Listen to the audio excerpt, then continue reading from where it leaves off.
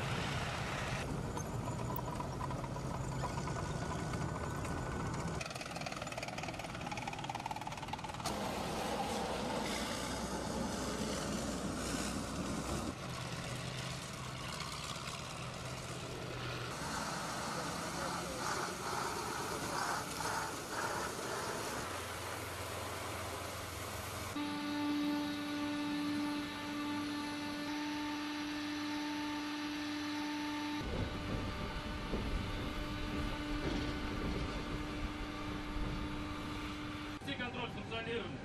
Включить аппаратуру, включая привод. В 95-м готовность номер 1 с сокращенным боевым расчетом боевого положения 16 ракет.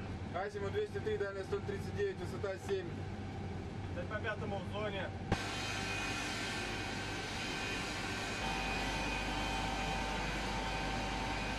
Диверсионно-разведывательных групп условного противника и незаконных вооруженных формирований. Все подразделения, входящие в группировку российской составляющей, они находились к началу учения на территории Республики Беларусь, это около 3000 военнослужащих, и никаких других подразделений здесь не будет.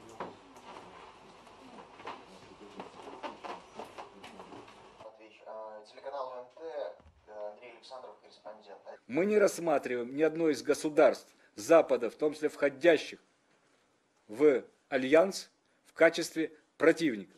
И делаем все для того, чтобы противников у нас не было и впредь.